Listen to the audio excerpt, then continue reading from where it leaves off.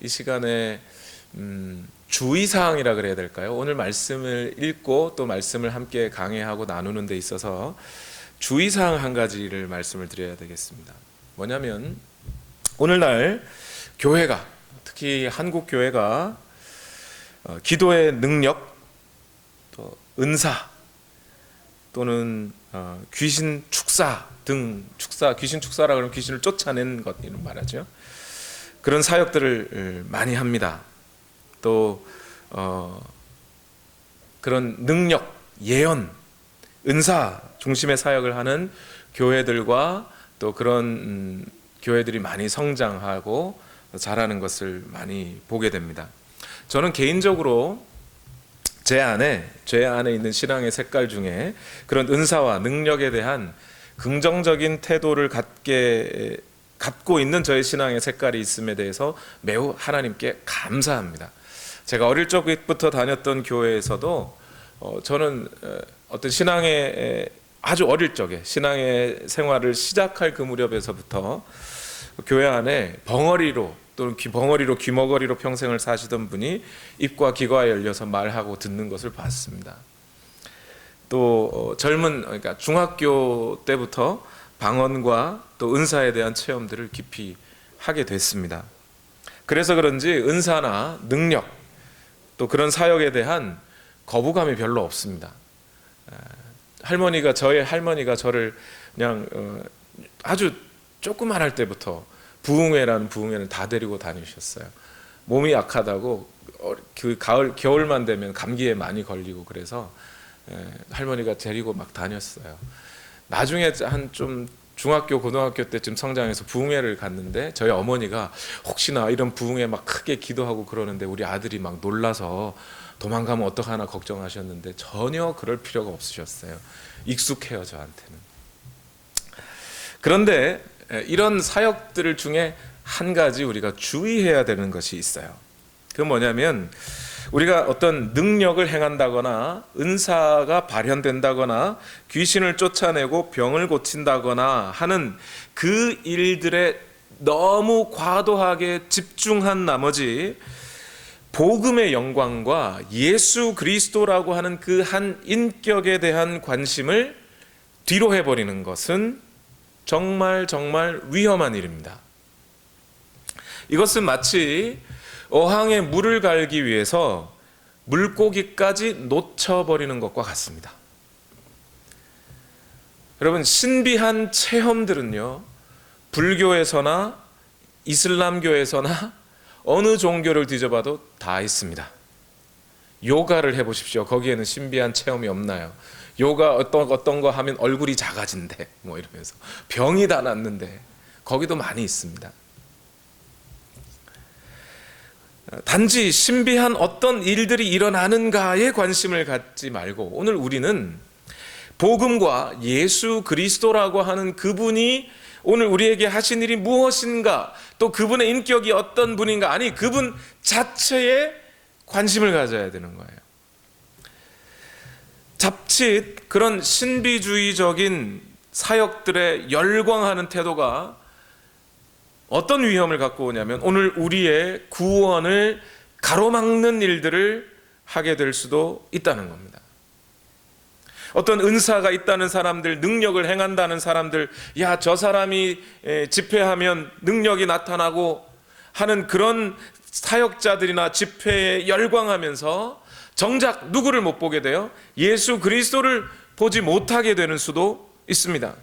그런 사람들이 한다는 집회에 쫓아다니면서 그런 사람들을 홍보하고 자랑하고 우리 목사님 그런 능력 있는 분이라고 자랑하며 살아가다가 결국 예수 그리스도를 인격적으로 만나지 못하는 일이 생길 수도 있다는 겁니다. 특히 교회에서 예수 그리스도를 인격적으로 만나는 일이 없이 기적 사건만 쫓아다니다 보면, 그래서 은사나 귀신 축사나 병 고치는 일들이나 그런 일들을 체험한 것을 예수 그리스도를 만난 것이라고만 이해해버리면 나는 이제 그리스도인이 되었다고 착각하고 있기 때문에 예수 그리스도를 인격적으로 만나는 일에 대해서는 전혀 관심도 없고, 오늘 나의 삶에서 예수 그리스도라고 하는 그분의 인격, 곧 사랑이라고 하는 그 인격이 내 삶에서 나타나고 있는가에 대해서는 전혀 관심 갖지 못하고, 더 그런 신비한 체험들을 주는 사람들만 쫓아다니게 돼 있어요. 그리고 쫓아다니다가 그들이 뭐라고 하든지 다 그 사람들 말이 맞는 거라고 생각해 버려요. 그리고 결국 나는 이미 그리스도를 만났다라고 착각해 버리죠. 그런 일을 하는 사역자들도 자신도 구원을 얻지 못하면서 다른 사람들도 구원에 이르지 못하게 하는 그런 경우가 생길 수 있다는 것을 알아야 돼요. 오늘 우리는 마태복음 7장 21절에서 23절까지 하셨던 예수님의 말씀을 우린 분명하게 기억해야 합니다. 다 같이 읽어볼까요? 마태복음 7장 21절에서 23절 시작. 나더러 주님 주님 하는 사람이라고 해서 다 하늘나라에 들어가는 것이 아니다. 하늘에 계신 내 아버지의 뜻을 행하는 사람이라야 들어간다. 그날에 많은 사람이 나에게 말하기를 주님 주님 우리가 주님의 이름으로 뭘 하고요? 예언을 하고, 주님의 이름으로 뭘 쫓아내요? 귀신을 쫓아내고, 주님의 이름으로 많은 기적을 행하지 않았습니까? 할 것이다. 그때에 내가 그들에게 분명히 말할 것이다. 나는 너희를 도무지 알지 못한다. 불법을 행하는 자들아 내게서 물러가라. 저는 예언을 부정하는 게 아니에요. 능력을 부정하는 게 아닙니다. 은사를 부정하는 게 아니고 귀신을 쫓아내야 한다는 사실도 부정하는 게 아닙니다. 그런 영적인 싸움들이나 영적인 능력들이 나타나는 일들은 풍성하게 나타날수록 좋습니다. 나쁜 것이 결코 아닙니다. 그러나 거기에만 심취한 나머지, 또는 그런 능력이 어떤 한 사람에게만 나타난다고 생각한 나머지, 또 그런 사람들의 마음을 이용해서 나에게서만 능력이 나타나고 있다라고 이야기하면서 다른 목사들, 다른 교회에서는 그런 일들이 일어나지 않는다, 그러니 그들이 가짜다라고 말하는 그런 사람들을 쫓아다니다 보면 어느 순간 우리는 예수 그리스도와 관계없는 하나님의 뜻이 오늘 내 삶에 이루어지는 것과는 전혀 관계없는, 하나님께서 내가 거룩하니 너희도 거룩하라, 너희는 서로 사랑하라고 하신 그 세 계명을 우리에게 주셨는데 그러한 계명들이 우리에게서 행해지는 것인가에 대해서는 전혀 관심 갖지 않은 채, 나는 아무런 사랑도 하지 못하는 자이면서도 그저 능력만 쫓아다니고 능력이 나타났다는 것에만 관심을 갖고 있다면 그들에게는 구원이 없을 수 있다는 사실이에요. 이 말씀을 드리는 이유는 오늘 본문이 말씀하는 바를 정확하게 이해하기 위해서 그렇습니다. 자칫 오늘 본문이 전하고 있는 예수 그리스도의 그 위대하신 권위와 능력을 드러내는 그런 본문임에도 불구하고, 오늘 본문이 자칫 오늘 우리가 나도 기도 많이 하면 귀신 쫓아낼 수 있다라고 하는 식의, 그 능력이 내게도 있다 라고 하는 식의, 나에게만 있다라고 하는 식의 말씀으로 오늘 말씀이 들리면 안 되기 때문에 그래요. 오늘 본문은 절대로 지리산에서 10년, 한라산에서 10년 기도 열심히 하면, 기도했더니 사람 영혼이 막 보이고 그 사람의 죄가 막 보이고 귀신이 보이고 떠나가라 했더니 기적이 일어나고 하는 그런 미신 같은 이야기에 대한 얘기가 결코 아닙니다. 오히려 오늘 우리 현실에서, 우리 신앙의 자리에서 오늘 본문은 정확하게 우리가 어느 방향으로 어떤 것을 생각하며 신앙생활을 해가야 하는가에 대한 말씀이 오늘 본문이 전하고 있는 바예요.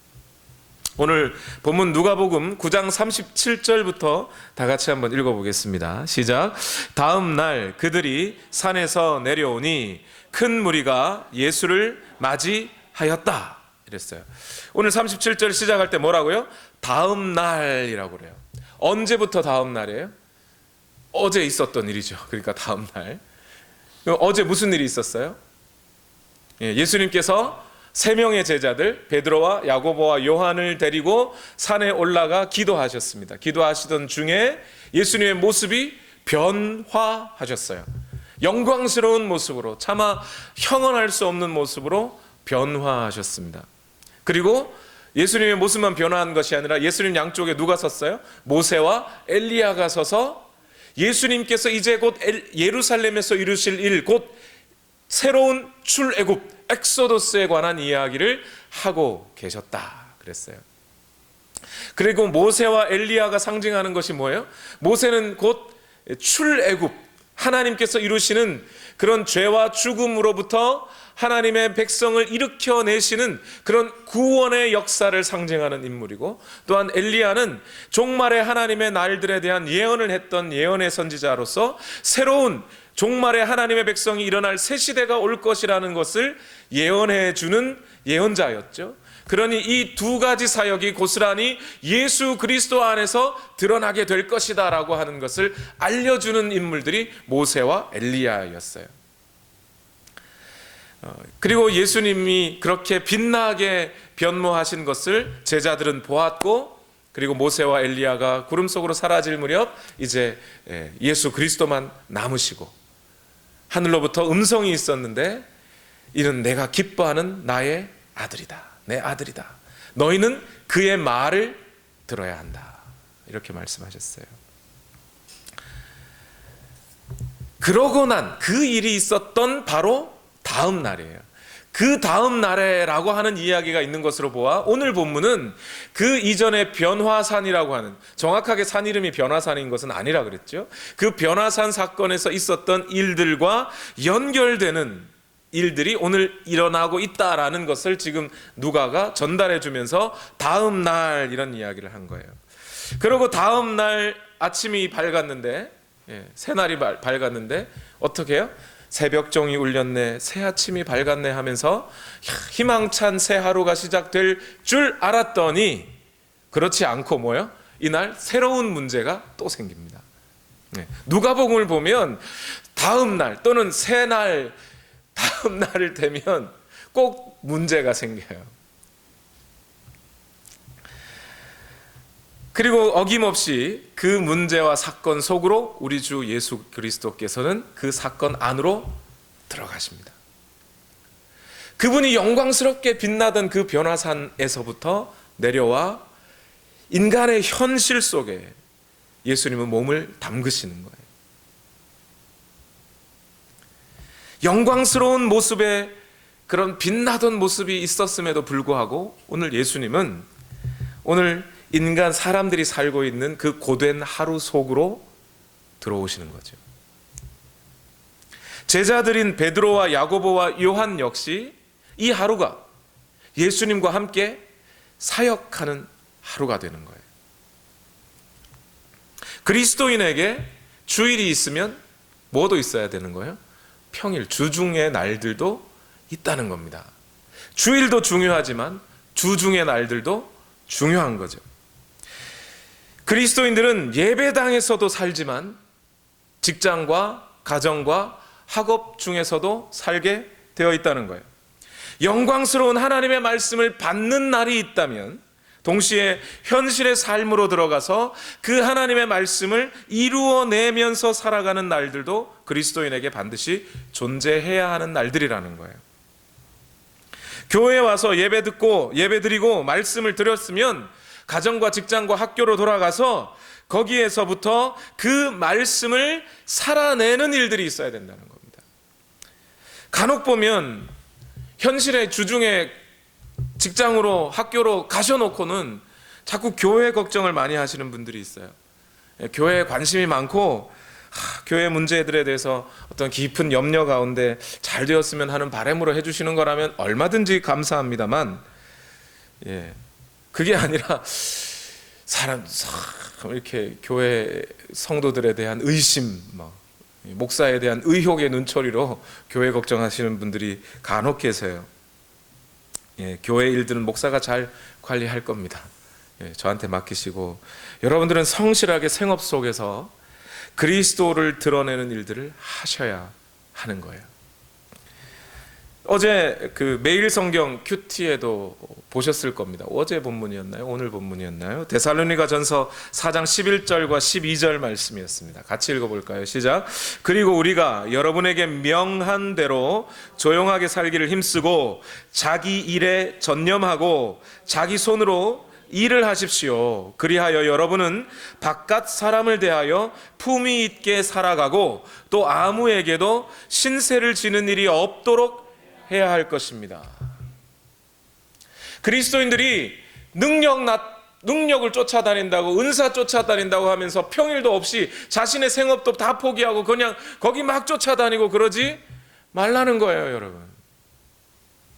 하나님의 은혜를 충만하게 받는 날이 있었다면, 그래서 하나님의 말씀을 듣고 내 심령이 뒤흔들리는 그런 놀라운 은혜를 경험하는 날들이 있었다면, 이제 여러분의 삶의 자리로 돌아가셔서 거기에서 그 말씀을 기억하며 또 그 말씀을 살아내시는 거예요. 물론 그 말씀들이 때로 구체적인 명령으로 주어지지 않을 때가 있을 거예요. 그냥 어떤 하늘나라에 대한 묘사와 설명으로 이루어진, 그래서 이걸 어떻게 삶에 적용하고 살아야 되지, 그런 생각을 못할 수도 있습니다. 괜찮습니다. 그 말씀을 삶에서 계속 묵상하시면서 그 예수 그리스도와의 관계를 오늘 삶에서 어떻게 하면 이루어 가실지 생각하시면서 그렇게 성실하게 살아가십시오. 열심히 직장 생활하세요. 열심히 공부하세요. 그래서 다른 믿지 않는 사람들로부터 신세지는 일이 없도록 하십시오. 그것이 잘하는 거예요. 어쩌면 사도 바울은 데살로니가 교회에 편지하면서 앞에서 1장에서 3장까지 교리적이고 또는 사도의 자신의 마음을 전하는 이야기를 하고 4장으로 넘어와서 바로 이 이야기를 하고 있어요. 여러분, 은사 쫓아다니십시오. 능력 쫓아다니십시오. 귀신 축사하면서 사십시오라고 말하지 않습니다.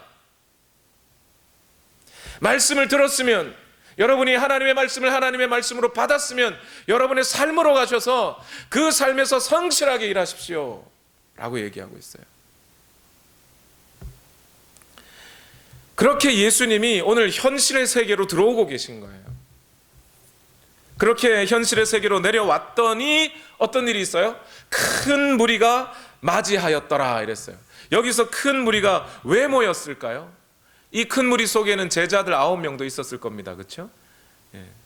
3명은 산 위에 있었으니까 9명은 밑에 있었겠죠. 이 큰 무리가 예수님을 맞이했답니다.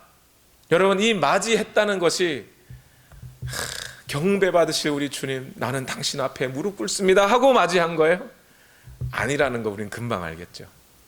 왜 그렇죠? 지금 각자가 다 자기 문제가 있고 그 자기 문제를 가지고 어떻게든 저분으로부터 해결받고 싶은 마음에 나온 거예요. 그렇죠? 그 사람들이 엄청나게 많았대요. 그래서 큰 무리라고 그랬어요. 자, 이때 그 큰 무리 가운데 한 사람이 목소리를 높여서 예수님께 무엇인가 간청합니다. 누가복음 9장 38절에서 40절 말씀 같이 읽어봅시다. 그런데 무리 가운데서 한 사람이 소리를 크게 내서 말하였다. 선생님, 내 아들을 보아주십시오. 그 아이는 내 외아들입니다. 귀신이 그 아이를 사로잡으면 그 아이는 갑자기 소리를 지릅니다. 또 귀신은 아이에게 경련을 일으키고 입에 거품을 물게 합니다. 그리고 아이를 상하게 하면서 좀처럼 떠나지 않습니다. 그래서 선생님의 제자들에게 귀신을 내쫓아 달라고 청하였으나 그들은 해내지를 못했습니다. 여러분, 이 지금 한 아버지가 외치는 목소리를 잘 들으셔야 돼요. 지금 누가가 이 아버지의 이 외치는 소리를 어떤 목적과 어떤 방향에서 지금 묘사하고 있는지를 잘 보셔야 되는 거예요. 지금 이 아버지가 우리 아들이 귀신 들려서 지금 이 증상이 보니까 일종의 간질 같아요. 뇌전증이라고 하는, 요즘은 간질이라는 말은 잘 안 씁니다. 뇌전증이라고 하는 그 뇌전증 증상을 가지고 있는 것 같아요. 그런데 이 아버지가 지금 그 뇌전증의 증상이 귀신 때문입니다 하고 고발하고 있는 거예요. 지금 아버지의 관심이 어디에 있어요? 지금 귀신을 쫓아내는 데 있어요? 내 아들의 육체적인 증상이 낫는 데 있어요? 잘 한번 보세요. 지금 이 아버지의 관심은 귀신을 쫓아내서라도 오늘 내 아들이 내 육체에서 낫기를 바란다라고 하는 그 육체적인 문제에 관심이 있어요. 그렇죠? 자, 이렇게 일단 마음에 두시고, 지금 누가가 지금 그렇게 이 아버지가 그 이야기를 했다라는 그 이야기를 하는 것을 관심을 두시고, 그 다음에 이 뇌전증 또는 간질에 관한 이야기를 조금만 더 하겠습니다. 여러분, 오늘 우리가 선입견을 좀 걷어낼 필요가 있는데, 물론 오늘 본문은 분명히 누가 역시도 귀신 들렸다는 이야기를 하고 있는 것이 사실입니다. 그런데 오늘날 어떤 간질이라고 하는 이 질환을 귀신 들린 것의 결과다라고 보는 방식은 중세 이후에서나 많이 봐왔던 방식이에요. 옛날에 천주교가 마녀 사냥할 때 그럴 당시에 간질이 있으면 저거 귀신 들린 거라고 이야기하는 방식이었다는 거예요. 그 전에, 훨씬 그 이전에 고대, 특히 이 성경이 쓰여질 당시에는 간질이나 이런 뇌전증 증상이 귀신 들림의 결과라고 보는 사람은 별로 없었습니다. 오히려 그때는 정신 이상의 문제라고 보는 경우가 더 많았다고 합니다. 그러지 않겠습니까? 로마 사회를 한번 생각해 보세요. 로마 사회가 그런 현상들을 귀신 들림이라고 보지 않았을 거예요. 유대인들도 마찬가지예요. 유대인들도 귀신 들렸다라고 보기보다는 주로 맹인이 되었다거나 그런 간질 질환이 있다는 것은 뭐의 결과라고요? 죄의 결과라고 봤어요. 부모가 죄가 있든지 아니면 저 사람이 죄가 많아서 특별히 저주받아 저렇게 된 것이라고 생각하지, 귀신 들렸다고 생각하는 사람은 별로 없었다는 거예요. 심지어 오늘 본문에 누가복음을 쓰고 있는 사람이 누구요? 누가의 직업이 뭐요? 의사. 그러면 이 의사인 누가는 그 간질 질환을 뭐로 받겠습니까? 질병으로 받겠죠. 의사의 직업대로라면. 그렇죠. 그런데 오늘 누가는 이것을 좀 더 영적인 관심 속에 예수님의 진단과 함께 이것을 귀신 들린 것이라고 봐왔다는 거예요. 지금 제가 말씀드리는 것은 모든 간질이나 뇌전증 증상이 다 귀신 들려서 그런 것이라는 얘기가 아니에요. 그런 증상들 뒷면에 귀신 들린 것일 수도 있고 아닌 것일 수도 있다는 거예요. 성경 속에는 귀신 들려서 그런 것이 아니라고 하는 경우들도 많이 있습니다. 근데 오늘날 제가 한 번은 그런 집회를 하고 있는 교회의 주보를 한번 봤어요. 주보에, 한국의 대형 교회들은요 주보가 되게 두껍고 아주 이렇게 큽니다. 그 속에 막 오만 이벤트나 행사에 갔던 그 홍보 내용이 많아요. 그 중에 금요 기도회, 금요 무슨 집회 이렇게 돼 있어요. 무슨 집회 이름을 알려드리면 안 되죠. 금요 무슨 집회 이렇게 돼 있는데 그 집회 소식을 알리는 칸 위에 뭐라고 돼 있냐면 모든 질병의 원인은 귀신 때문입니다. 이렇게 적어놨어요. 그렇지 않습니다. 성경은 그런 얘기를 하지 않아요. 여기서 누가복음에서 지금 이 아버지의 이야기를 잘 들보세요.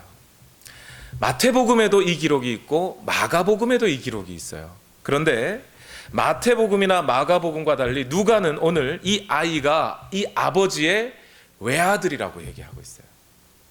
마태복음과 마가복음에는 우리 아들이 귀신 들렸는데 이렇게만 표현하지 외아들이라는 표현이 없어요. 그런데 여기 누가는 이 아버지가 외아들이라고 외쳤다는 이야기를 특별히 강조해 놓고 있어요. 왜 그럴까요?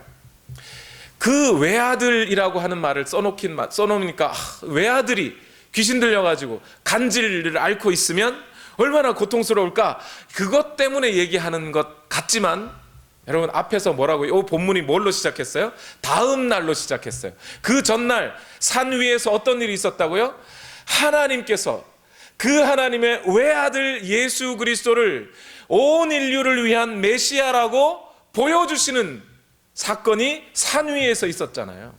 산 아래에서는 한 아버지의 외아들이 고통스러워하고 있는 장면이 나오고 있는 거예요. 그래서 지금 이 누가복음이 전하고 있는 바는 산 위에서 있었던 일과 산 아래에서 있었던 일들을 정확하게 대조시키고 있는 거예요. 지금 누가는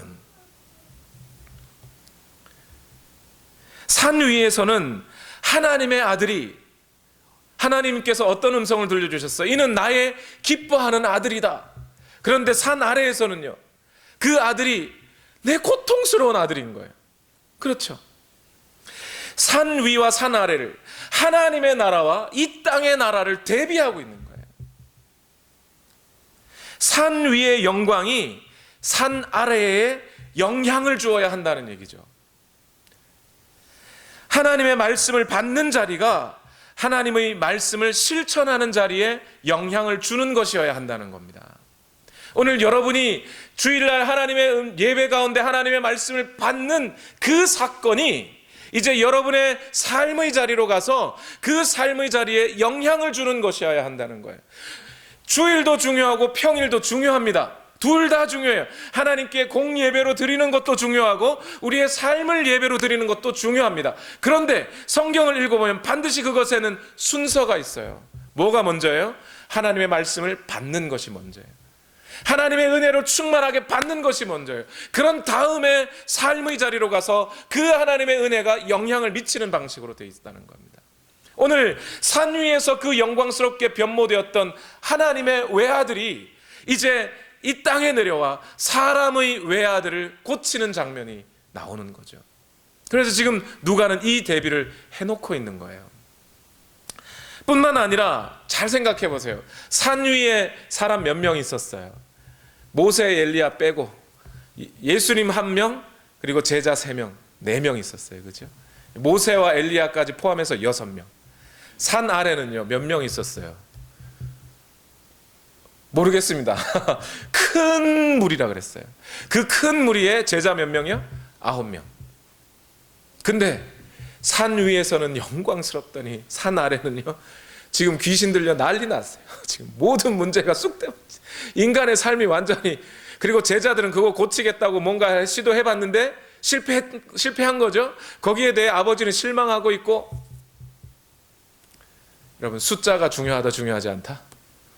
숫자가 중요하지 않다.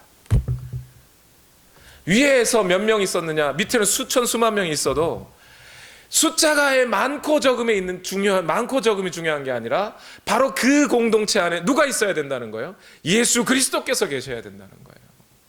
오늘날 교회도 마찬가지예요, 여러분. 1세기에 사도 바울의 편지를 받아서 그 1세기에 큰 부흥의 물길들을 쏟아내었던 그런 교회들이 몇 명이었을 것 같으세요?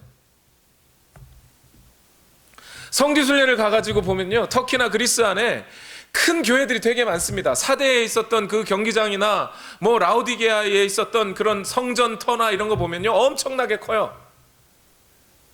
근데 그것들이 대부분 다 4세기에 지어진 겁니다.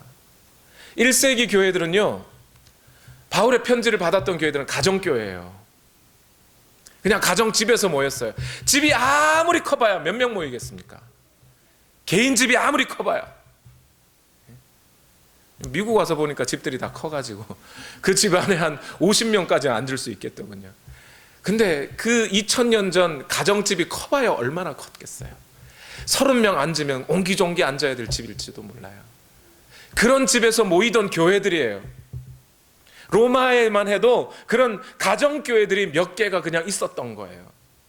그런데 그 교회들이 예수 그리스도의 은혜와 그 복음의 능력을 풍성하게 안고 나니까 전 로마 제국을 뒤집어 엎을 만큼, 황제들이 그 기독교인들을 주목해서 보지 않으면 안 될 만큼 그런 능력을 펼쳐냈던 것이 초대교회잖아요. 단순히 사람이 몇 명이냐, 몇 만 명이 모였느냐는 중요한 게 아니더라는 거예요. 그 모임 가운데 예수 그리스도가 주인 되어 계시느냐가 중요한 거예요. 오늘 우리 교회도 마찬가지입니다, 여러분. 여러분 각 사람의 삶에서, 여러분 각자의 삶에서 예수 그리스도가 주인 되어 계시느냐가 중요한 거예요. 한 가정 안에도 자식이 10명이고 20명인 게 중요한 게 아니잖아요. 단 한 명의 자녀라도, 단 세너 명의 식구들이라도 예수 그리스도의 통치를 받는 가정이냐가 중요한 거예요. 오늘 그 대비를 누가가 절묘하게 지금 보여주고 있는 거죠. 그런데 이제 이 아버지가 그 큰 무리 가운데 예수님께 간청해서 내 아들 좀 살려달라고 간청하는데 예수님의 반응이 이상해요. 그렇죠? 정말 예수님이 자신의 능력, 예수님 안에 있는 그 위대한 능력을 발휘하시고 싶었으면 얼른 왜 이제 왔어? 벌써 왔어야지. 자, 앉아봐 하고 기도 딱 해주시고 귀신 딱 쫓아내면 멋있잖아요. 근데 예수님이 그렇게 하지를 않으시네. 다 같이 읽어봅시다. 9장 41절과 42절 다 같이 읽어봅시다. 시작. 예수께서 대답하셨다. 아, 믿음이 없고 삐뚤어진 세대여, 내가 언제까지 너희와 함께 있어야 하며 너희를 참아주어야 하겠느냐. 내 아들을 이리로 데려오너라. 아이가 예수께로 오는 도중에도 귀신이 그 아이를 거꾸로 뜨리고 경련을 일으키게 하였다. 예수께서는 그 악한 귀신을 꾸짖으시고 아이를 낫게 하셔서 그 아버지에게 돌려주셨다 이랬어요. 잘 보시면 예수님은 그냥 뭐 기도와 능력, 은사, 뭐 성령의 능력 이런 것에 대한 설명이 거의 없으세요. 그런 거 안 하시고 그냥 기도하고 돌려주었다만 있고, 그 전에 예수님의 메시지가 중요하죠. 지금 예수님이 지금 뭐라 그러냐면 이 믿음이 없고 삐뚤어진 세대요 이래요. 이 삐뚤어진 세대요, 옛날에 뭐라 그랬어요? 이걸 패역한 세대요 이렇게 말했어요. 삐뚤어졌다, 이게 좀 더 우리 느낌에 확 옵니다. 믿음이 없고 삐뚤어진 세대요. 아니 여러분, 일단 믿음이 없고 삐뚤어진 세대여 이랬기 때문에 지금 예수님은 누구를 책망하고 계신 거예요? 제자들을 책망하고 계신 거예요? 아니면 거기 모인 모든 사람들을 책망하고 있는 겁니까? 제자들을 책망할 거면 이놈들아, 제자들아 이러면 하면 되는데, 너희는 이러면 되는데, 이 믿음이 없고 삐뚤어진 세대여 이랬기 때문에 지금 예수님의 지금 책망의 대상은 제자들을 중심으로 하여 아버지도, 그죠? 그리고 이 큰 무리들까지도 다 책망하고 계신 거예요. 그렇죠? 근데 그러고 나니까 좀 이상합니다. 아니, 아들이 아파가지고 예수님께 데려와가지고 예수님이면 낫게 하실 거라고 믿고 왔다면 좋은 믿음 아니에요? 근데 예수님은 그를 책망하고 계시다는 거예요. 또 제자들이, 제자잖아요 아직까지. 선생님만한 제자가 어디 있습니까? 실수할 수 있지, 실패할 수 있지, 그걸 가지고 삐뚤어졌다고 패역했다고 말하면 됩니까? 군중들은 뭔 잘못이에요? 가만히 서 있다가 예수님한테 욕먹 같잖아요 지금. 지금 일반적인 세상의 관점과 인간의 생각으로는 예수님의 이 책망이 잘 이해가 안 가는 거예요. 누가는 지금 여기서 삐뚤어진 세대여라고 하는, 내가 언제까지 참아야겠느냐라고 하는 이 말을 예수님이 하신 것인데, 그럼 예수님은 어디서부터 이 말을 하고 계시냐면 구약 성경에 있던 말을 지금 인용하고 계신 거예요. 구약 성경에 신명기 32장 1절에서 5절 보면, 하늘아 나의 말에 귀를 기울여라. 땅아 나의 입에서 나오는 말을 들어라. 나의 교훈은 내리는 비요 풀밭을 적시는 소나기다. 나의 말은 맺히는 이슬이요 채소 위에 내리는 가랑비다. 내가 주님의 이름을 선포할 때에 너희는 우리의 하나님 위대하시다 하고 응답하여라. 하나님은 반석하시는 일마다 완전하시고 그의 모든 길은 옳다. 그는 거짓이 없고 진실하신 하나님이시다. 의로우시고 곧기만 하시다. 여기까지 좋은데, 그러나 너희가 하나님께 맞서 악한 짓을 하니 수치스럽게도 너희는 이미 그의 자녀가 아니요 비뚤어지고 뒤틀린 세대이다 라고 얘기를 했다는 거예요. 이게 누가 한 얘기예요? 이스라엘 백성들이 광야에 있을 때, 신명기잖아요. 광야에 있을 때 하나님께서 모세를 통하여 하나님께서 이스라엘 백성들에게 하신 말씀이에요. 하나님의 말씀은 맺히는 이슬이요 채소 위에 내리는 가랑비요 하면서 그 말씀으로 모든 생명체가 생명을 얻게 되어 있는데, 너희는 그 말씀에 관심을 갖지는 않고 오히려 하나님 앞에 불평하며 불만하며 살고 있구나. 내 말에 맞서 악한 짓을 하고 있구나. 너희는 삐뚤어져 있다. 이렇게 얘기하는 거예요. 이 말씀과 함께 내가 언제까지 참아야 하겠느냐, 이런 말씀도 있어요. 출애굽기 말씀은 넘어가고 민수기 14장 27절 보세요. 민수기 14장 27절에 나를 원망하는 이 악한 회중이 언제까지 그럴 것이냐, 이런 구절이 나와요. 바로 이런 구절들을 지금 예수님이 따와서 모든 무리를 향하여 책망하고 계신 거예요. 너희는 누구와 같다는 거죠? 옛날 이스라엘이 가나안 땅을 들어가기 위하여 광야를 헤매고 살던 그 너희의 조상 이스라엘이 하던 것과 똑같은 짓을 지금 하고 있다라고 예수님이 지금 진단하고 이야기하고 있는 거라는 거예요.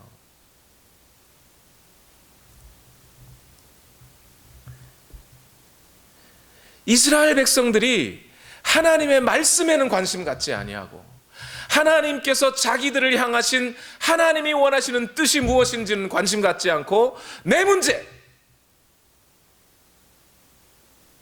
내가 잘 먹고 잘 사는 것, 내 배가 부른 것에만 관심 가지고 그것이 만족되지 않으면 하나님의 말씀도 어그러뜨리고 살아버리는 그런 이스라엘 백성들을 향하여 하나님께서 하셨던, 모세를 통해서 하셨던 말씀을 그대로 예수님께서 지금 이 사람들에게 하고 있다는 거예요. 그런 관점에서 지금 이 사람들을 봐야 되는 거예요. 그런 관점에서 제자들을 보십시오. 왜 제자들이 믿음이 없고 삐뚤어진 세대인 거예요? 여러분, 지금 예수님은 제자들에게 그 병을 고쳐주지 못했다고 책망하고 계신 거거든요. 그러면 병을 못 고쳤는데 너네 왜 못 고쳤어? 라고 말할 때는 제자들에게 고칠 만한 권능이 부여가 되었다는 거예요? 안 됐다는 거예요? 되었는데도 불구하고 못 고쳤다, 이 말이잖아요. 그렇죠? 그럼 언제 부여가 됐어요? 누가복음 9장 1절 뭐라 그랬죠? 예수님이 그 제자들을 보내시면서 뭘 주었어요?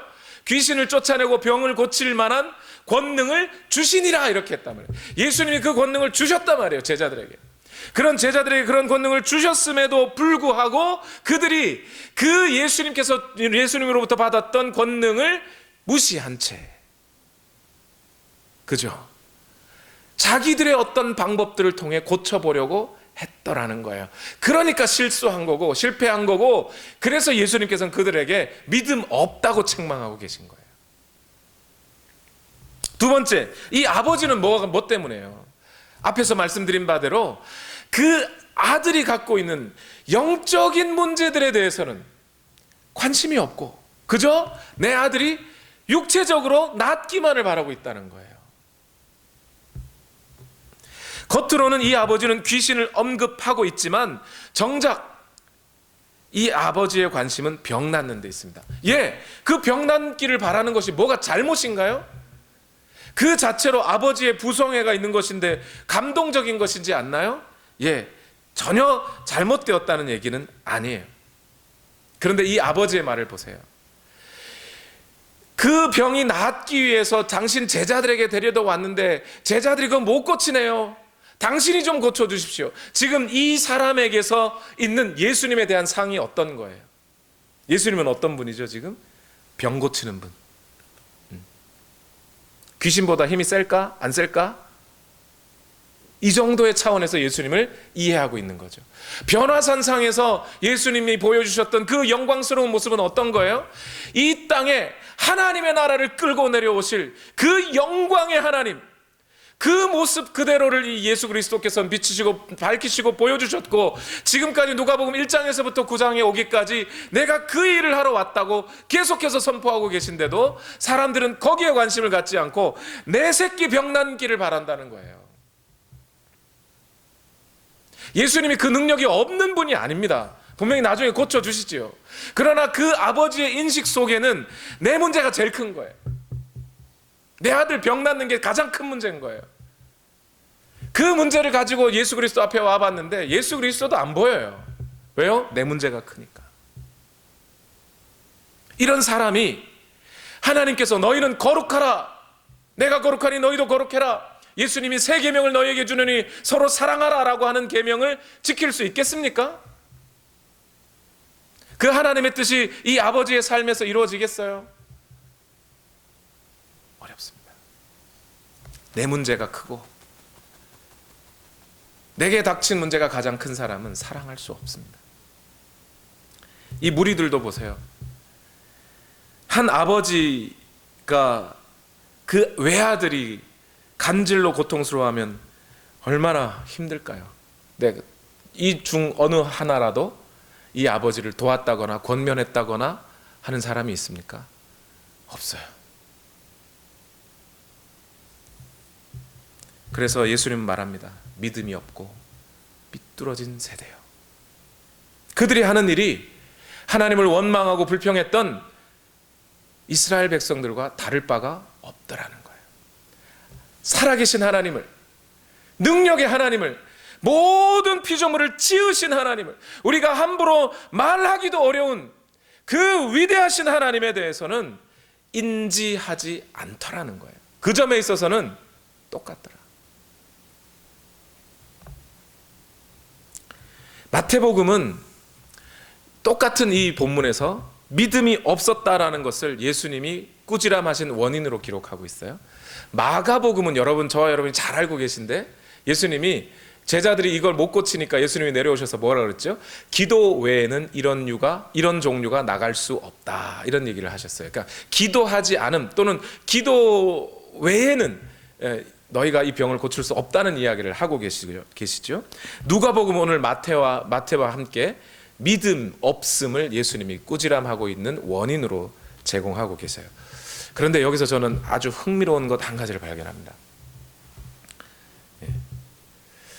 여러분, 누가복음을 제가 진행하면서 몇 번 말씀을 드렸어요. 누가복음은 성령과 기도를 강조하는 책이에요. 다른 복음서보다 특별히. 예수님이 항상 기도하셨다, 그죠? 뭐 할 때도 기도하셨고, 뭐 할 때 기도하셨고, 뭐 밤이 왔도록 기도하셨고, 기도했다는 얘기가 쫙 나옵니다. 사도행전도 내내 기도에 관한 이야기 많잖아요. 그런데 누가복음 오늘 여기서 분명히 누가가 마가복음을 봤다면 마가복음에서는 기도 외에는 이런 류가 나갈 수 없다고 얘기를 했단 말이죠. 그러면 누가가 마가복음의 자료를 갖고 있었다면 분명히 여기다가 기도에 대한 이야기를 썼을 법한데, 그렇게 기도를 강조하던 누가가 오늘 본문에는 기도를 안 적고 있어요. 이게 흥미롭지 않으세요? 저는 이게 너무 이 사람 봐라, 이런 생각이 탁 들더라고요. 왜 그랬을까요, 여러분? 여기에다 만약 기도에 관한 내용을 집어넣으면 어떻게 될까요? 기도에 대한 내용을 집어넣으면 오히려 기도라는 것을 사람들이 마치 도깨비 방망이처럼 이용하려 들지 않겠습니까? 예수님도 기도하러 산에 가시고 기도하러 갔더니 영광스러워지셨고, 내려오셔가지고 제자들이 기도 안 해가지고 그렇다고 하니까 그 기도해야 되는 거구나, 기도하면 병을 낫게 하고 귀신을 쫓아낼 힘이 내게 생기겠구나 라는 식의 믿음이 생기지 않겠느냐 이 말이에요. 그런 면에서, 어떤 면에서 지금 누가는 일부러 기도에 대한 내용을 싹 지워버리는 거예요. 지금. 오히려 그 기도에 대한 내용을 지워버림으로 해서 누가는 오히려 더 기도를 강조하고 있는 거예요. 왜 그렇죠? 기도라는 것이 무엇이기에? 여러분, 기도 왜 하십니까?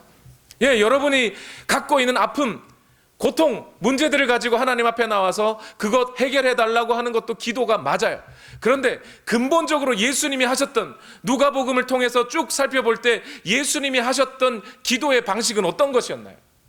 고난을 앞에 두고 제자들을 선택하는 일을 앞에 두고 기타 사역들을 다 마친 뒤에도 조용한 곳으로 가셔서 하나님과 단독 대면하는 것으로 기도하시는 것을 누가는 그려내고 있어요.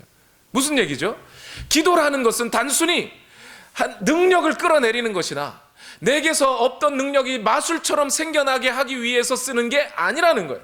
기도는 하나님과의 관계 형성에 필요한 거라는 거예요. 하나님을 만나는 거예요. 그 만남으로 다른 어떤 것도 다 빼고 오직 하나님과 대면하여 하나님과 관계가 더 돈독해지고 더 가까워지고 그 하나님을 나도 느끼고 나의 아픔과 고통을 하나님 앞에 토로해 놓고 그래서 더 깊은 관계 속에 하나님을 경험하였을 때 그제서야 이 세상의 삶의 현실에서 돌아오면 그 삶의 현실을 살아갈 힘이 생길 수 있도록 하는 것, 그것이 기도라는 거예요. 그 기도를 누가는 강조해 왔던 거죠. 그런데 여기다가 기도라는 걸 뚝 집어넣어 버리면 기도 능력 받는 거네, 가 돼버리니까 기도를 넣지 않는 거예요. 그럼 마가는 그러면 기도 얘기를 했는데 기도의 어떤 대해서 마가는 그럼 오해 없이 썼느냐? 예, 마가는 오해 없이 씁니다. 기도 외에는 이런 종류가 나갈 수 없다. 지금 귀신들이, 사단의 악한 영들이 침투하고 있는데, 공격하고 있는데 이런 종류의 공격은 기도 외에는 쫓아낼 수 없다 라고 오히려 마가는 기도를 훨씬 강조하는 방향을 또 쓰고 있는 거예요.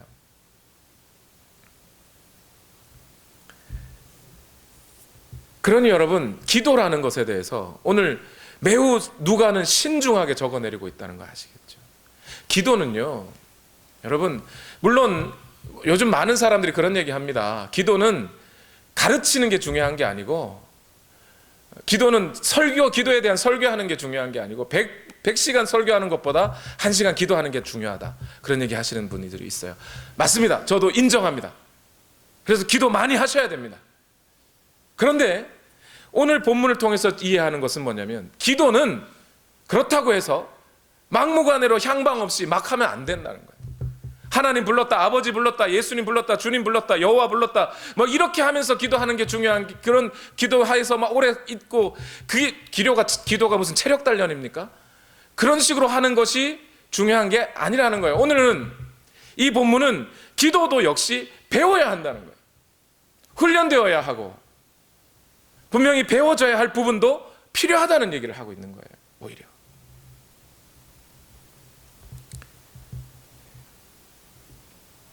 기도해서 무조건 귀신 쫓아내는 게 능사인 것은 아니라고요.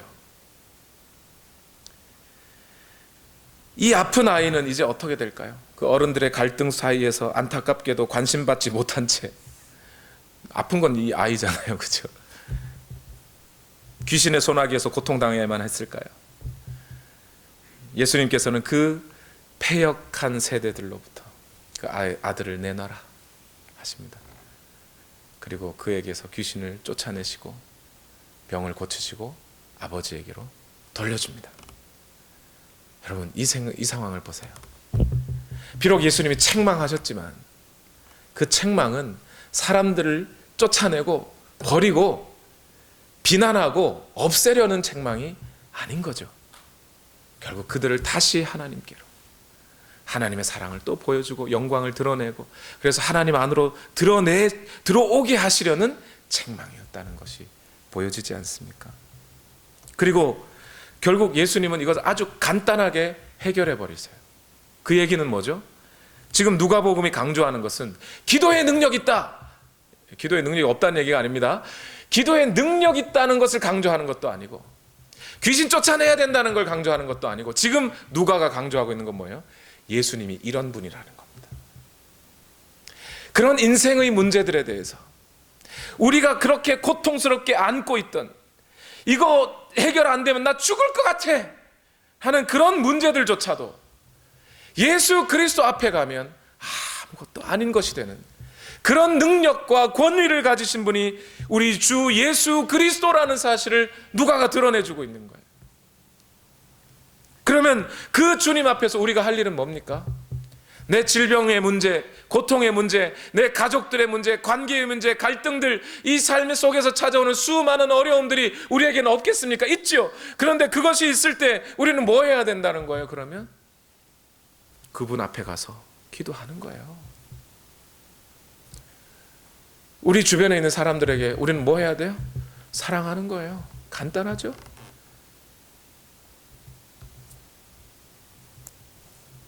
결국 오늘 본문이 말해주는 것은 진짜 믿음이 뭐냐는 거예요. 진정한 믿음이 뭐냐? 진정한 믿음이란, 그렇게 말하시는 분이 있어요. 기도했는데, 병 낫기를 위해서 기도했는데 병이 안 나요. 그럼 뭐라 그러죠? 네가 믿음이 없어서 그래. 이렇게 가죠. 그런 게 믿음이 있는 게 아니에요. 진짜 믿음 있는 건 뭐죠? 오늘 이 삐뚤어진 세대 가운데 하나님을 알지도 못하고 하나님의 말씀을 거역하며 하나님을 원망하며 그렇게 살아가는 이 삐뚤어진 세대 가운데서도 오직 예수 그리스도와 그분의 말씀이 가장 소중하다는 것을 알고 그분의 말씀에 붙들려서 오늘 이 패역한 세대 가운데서도 그 말씀에 순종하며 하나님을 신뢰함으로써 하나님을 기쁘게 해드리는 것, 하나님의 말씀을 순종함으로써 하나님을 영화롭게 해드리는 것, 그런 삶을 살아가는 자가 믿음 있는 자라는 거예요. 오늘 본문은 기도는 그 하나님을 만나고 대면함으로써 그분과 관계가 친밀해짐을 통해서 이 세상을 살아갈 힘을 얻게 되는 것이고, 바로 거기에 기도의 근본적인 목적이 있었다는 거죠. 그러니 여러분, 이제 오늘 저와 여러분이 할 일은 간단합니다. 오늘 본문 앞에서 이제 뭐 하시는 거예요? 기도하시는 거예요. 기도는 도깨비 방망이도 아니고 램프의 진이도 아니고 내가 능력 얻는 수단도 아니고 그것이야말로 하나님을 낮춰버리는 거죠. 오히려 살아계신 하나님을 인정하고 그분 앞에 무릎 꿇는 것. 주님, 내가 당신의 종입니다. 어떻게 살아가야 할까요? 알려주십시오. 그리고 그분의 손에 나를 맡기고 살아가는 것, 그것이 믿음 있는 자입니다. 우리 시간 다 같이 함께 기도하십시다. 우리 함께 이 시간 기도하실 때에 오늘 우리의 마음을 하나님 앞에 드리며 그렇게 기도하십시다. 하나님께서 오늘 우리에게 원하시는 것이 무엇인지, 그렇게 하나님께서 원하시는 그 뜻을 오늘 나는 잘 순종하며 살아가고 있는지, 그 위대하신 하나님 앞에, 그 광대하신 하나님 앞에 우리는 그저 내 문제 해결해 달라고 조르고 있는 것은 아니었는지, 그 하나님을 신뢰하며 먼저 이 찬양 하나님께 올려드립시다. 주 여호와는 광대하시도다.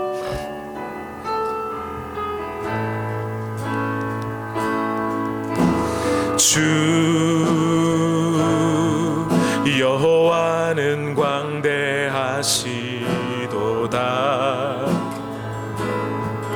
그 거룩한 하나님 성에서 찬양할지어다.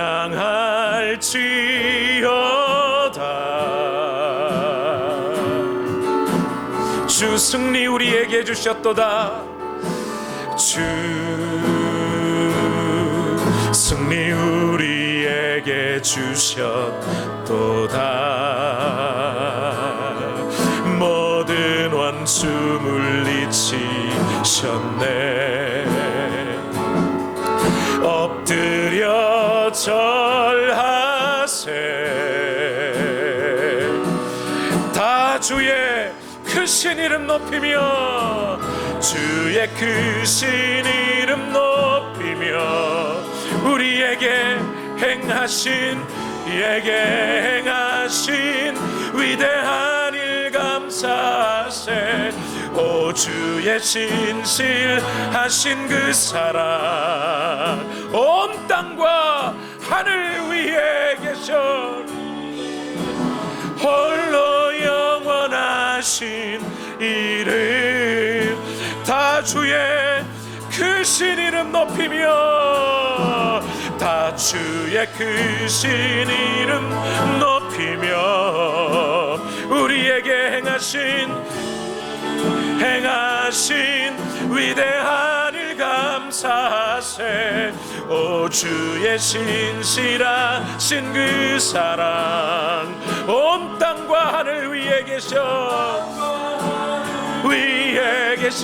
홀로 영. 우리 마음에 우리 생각에 우리 하나님만을 기억하며 다 같이 믿음으로 고백합니다.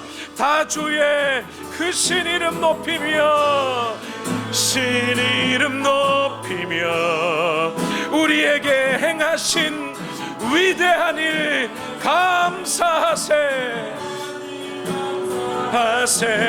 오 주의 신실하신 그 사랑 온 땅과 하늘 위에 계셔 홀로 영원하신 이름. 우리 시간 다 같이 함께 기도합시다. 하나님 오늘 나를 사랑하시고 우리에게 그 크신 은혜와 구원을 허락하셨음에도 불구하고 오늘 나는 내 인생의 문제에 내 삶의 문제에 매여서 그 크신 하나님을 보지 못하는 그런 눈먼 자와 같이 나는 살아가고 있는 것이 아닙니까?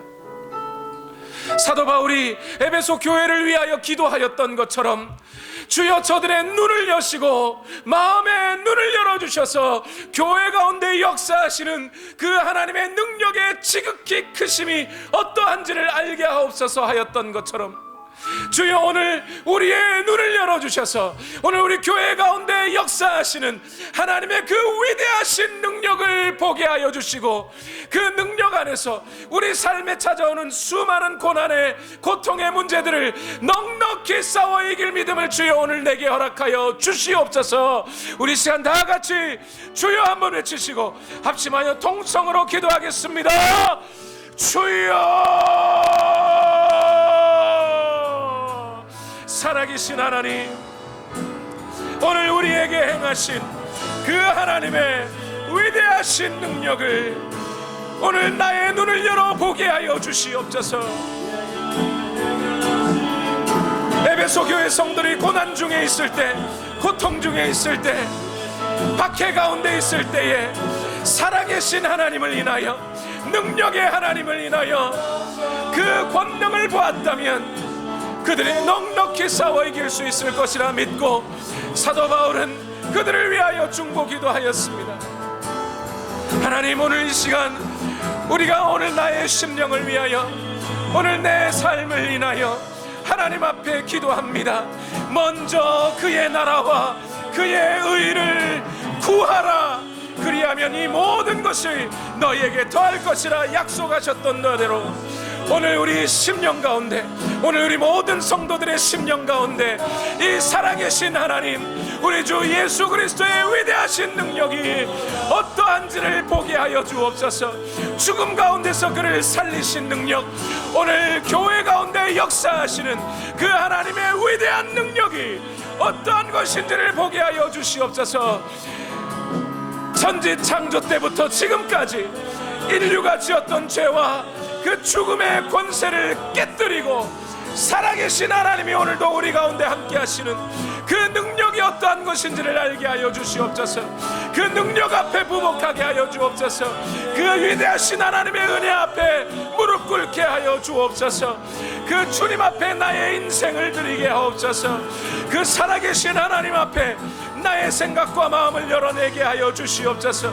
바로 이러할 때에 오늘도 살아계신 하나님이 오늘 우리와 함께 하심을 믿고 그 은혜와 능력 속에 위로함을 받고 하나님의 은혜로 살아갈 줄로 믿습니다.